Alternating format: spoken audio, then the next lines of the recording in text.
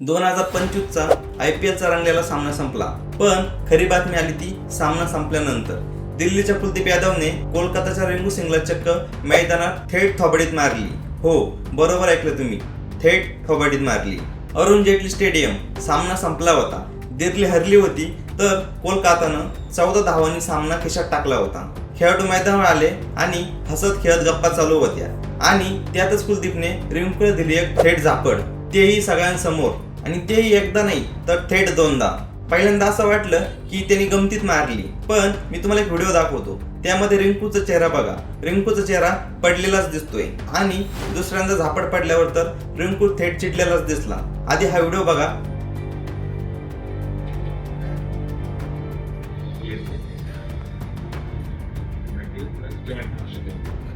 आता हे सर्व मस्करीत झालं की रिंकूच्या खराब परफॉर्मन्सच्या फ्रस्ट्रेशन मधून हे अजून तरी स्पष्ट झालेलं नाही। IPLच्या हंगामात रिंकू सिंगची कामगिरी काही खास नव्हती। 10 सामन्यात फक्त 169 धावा आणि एकही अर्धशतक नाही। सरासरी बघितली तर KKRच्या मिडल ऑर्डर मध्ये रिंकूला हवा असलेला पंचच नाही। KKR साठी हा अलार्म आहे, कारण रिंकू आहे मिडल ऑर्डरचा मुख्य सूत्रधार, आणि त्याच्या चेहऱ्यावर जर असे झापडे बसत असतील तर संघातला आत्मविश्वास टिकेल का, हा सर्वांनाच प्रश्न पडलाय। झापड मजेत मारली असली तरी सोशल मीडियावर हा व्हिडिओ तुफान व्हायरल झालाय। कुलदीपचा हसरा चेहरा आणि रिंकूचा पडलेला चेहरा, IPLच्या मैदानात नाट्य अजूनही संपलेलं नाही।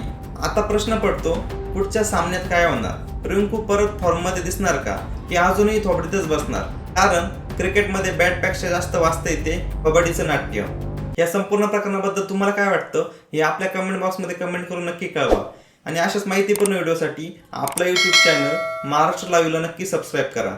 भेटूया नवीन व्हिडिओसह, तोपर्यंत जय महाराष्ट्र।